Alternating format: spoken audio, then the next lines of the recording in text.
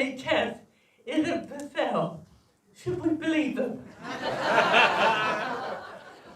What does everybody here think? Hands up if you believe that line, please. Okay. Nearly unanimously disbelieving. They have to lie until it's all done. So the reason we made this film is to expose the lies, because it's quite complicated.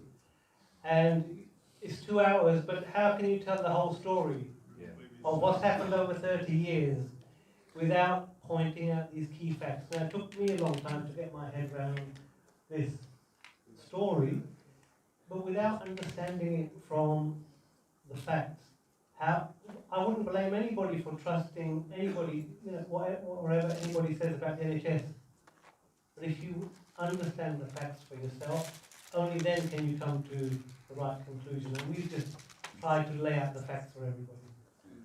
I wondered what it was that made you start campaigning. Was there a moment or a particular thing that happened? What pushed you to do this?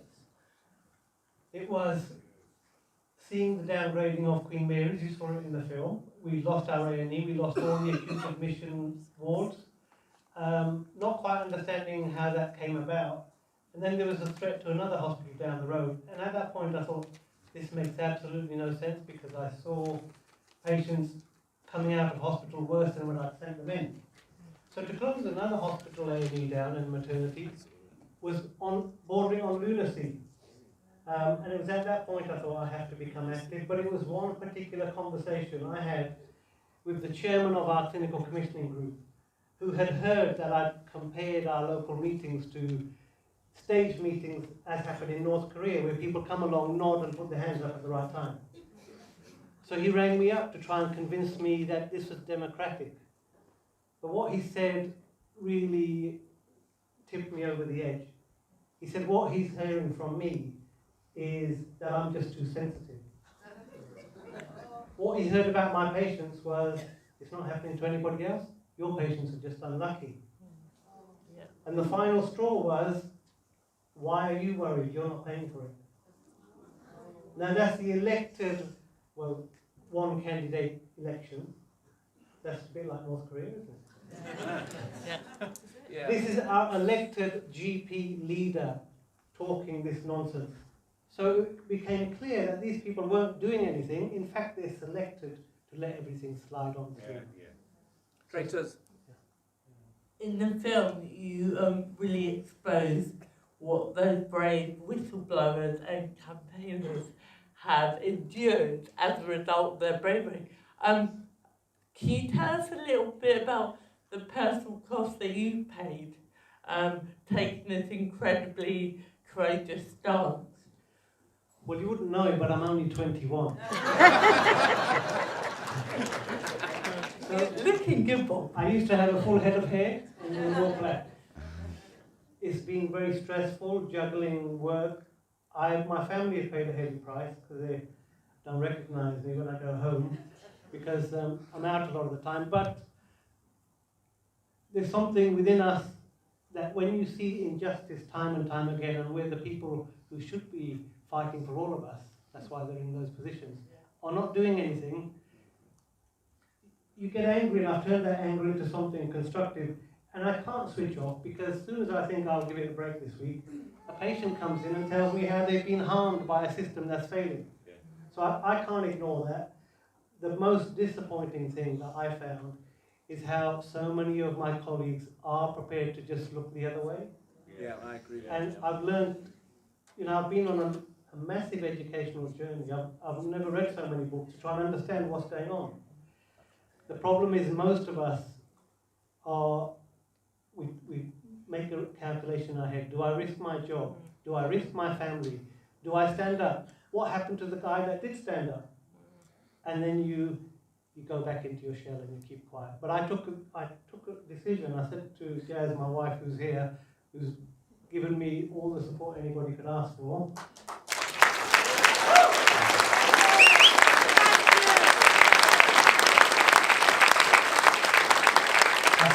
I said, look, this might mean our livelihood, they might come for me, but I can't carry on like this without saying anything. And she said, you've got to do it. So with that backing, I've had the strength to carry on. But before I forget, it's taken two very strong people, True McFadden, I don't know where I got Ruth from. Drew has struggled with his own challenges and it's taken us over 2 years to get to where we are. There are people in this room who have supported us materially, supported us with morale and guidance. So, I want to extend a thank you. If you've helped me in any way and you've contributed and done whatever, thank you very much. Thank you.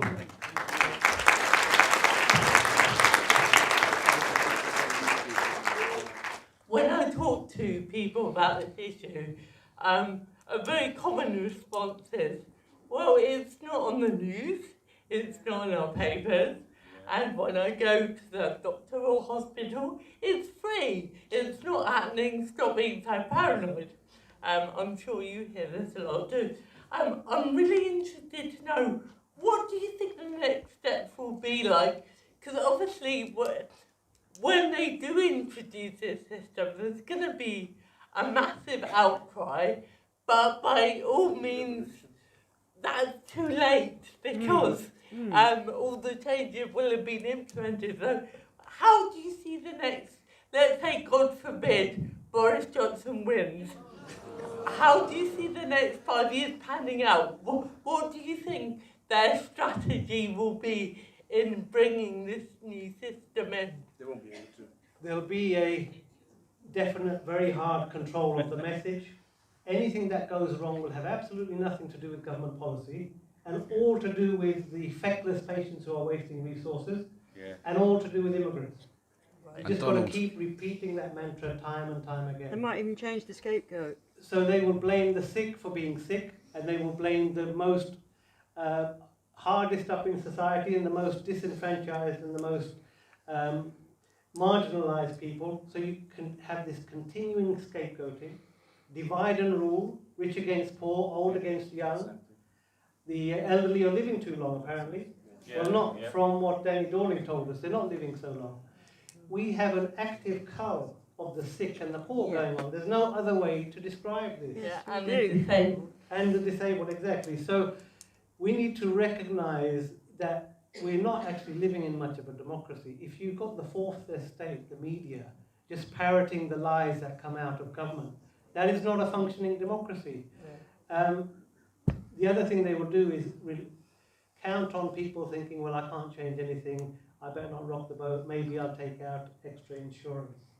So the middle class drift will be detrimental, and we need to convince everybody that it's in their enlightened self-interest for everybody to protect universal healthcare provision. Because as you showed so powerfully, you could have all the money in the world, it won't get you the right care. Well, in fact, the more money you get, the more you'll get gouged for your money, and you'll get abandoned when you become sick. That's the point. The point about private healthcare is the perverse incentives to act against your interest. I would appeal to anybody here who's got a rabid conservative next door neighbour, explain to him why it's in his self-interest to support the NHS, and good luck.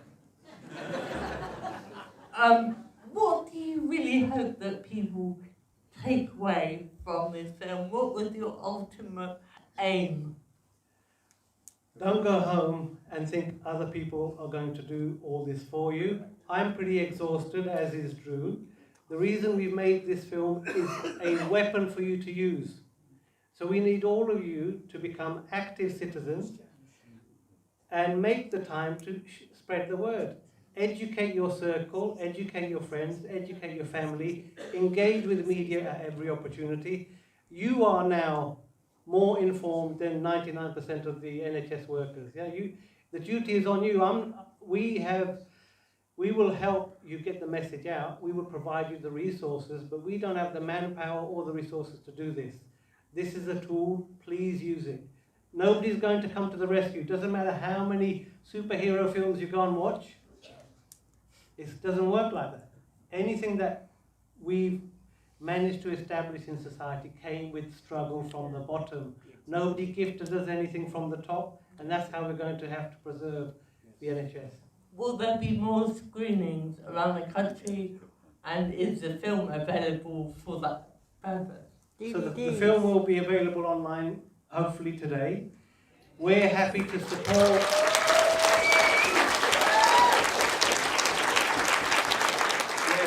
So if anybody wants to organise a screening, we'll come and support you with a Q&A if you would like.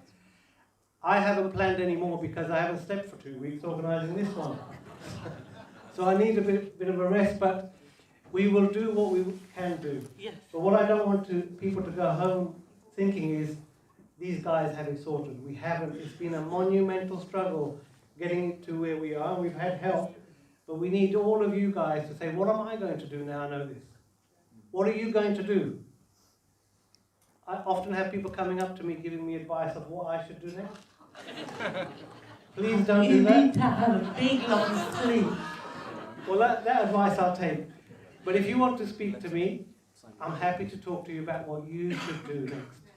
Yeah, that's the conversation I would love to have with as many of you as possible. I know we haven't got much time, but I think it's really important to see this battle as part of the wider battle, which is to reclaim the things that make us civilised. And I thought David Graeber spoke beautifully in the film about what it does to you as a human being to grow up in a culture which says you'll be okay if you get sick or fall on hard times. We all take care of each other. I grew up in that world and I took it for granted in a way because it was normal. But now I'm seeing that it's actually a treasure in the whole world. And it's under threat, like everything else valuable is under threat. So I see this film as being a really important part in that puzzle that right now we're fighting for everything that makes us civilised and everything that we should be proud of. You know, helping each other is now under attack. And politicians that talk about equality and empathy and love and hope are demonised and attacked and spit every single day. And in about 12 days, we're going to have to make a really, really important choice. And I know some people are still undecided, but I think it's incredibly important to leave this here today and really take home what Bob has so courageously put together and use it to really fight. This is the fight of our lives. And as you said earlier, you know, throughout history, every single human right that we enjoy right now was won by people like Bob and you standing up and saying, no, we can do better. No, we can care for each other. And no, life isn't about corporate profit. And I think that's what we're living in right now. We're living in a world which is the result of that very dehumanising priority, which is all that matters, is the bottom line for an elite few. I think that creates a very corrupt and disgusting reality. And I just want to say again to Bob, thank you so much for giving us all hope and inspiration and being so brave, and to your incredible wife Jazz, and also to Drew, and go and make sure that Jerry Corbyn gets into number 10.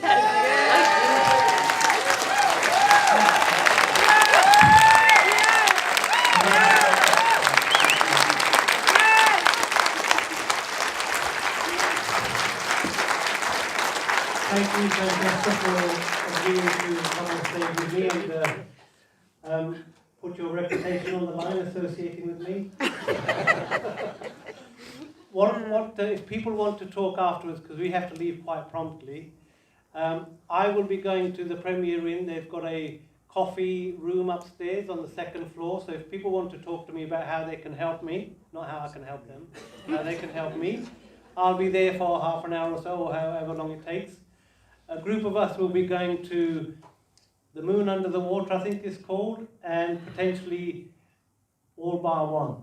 So I'm going to be in 3 places, not at once, but in a circuit. So don't wander off if you've got something useful and encouraging to say. Louise and Mary-Lise and Colin will be at the exit if you need any details on how to contact me. Posters. Oh yeah, I carried here mugs and posters. I don't want to carry them home. Please buy them if you can from Colin at the back. And once again, thank you very much for coming, and thank you, Francesca, for helping. Thank you, Bob. Thank you. Thank you.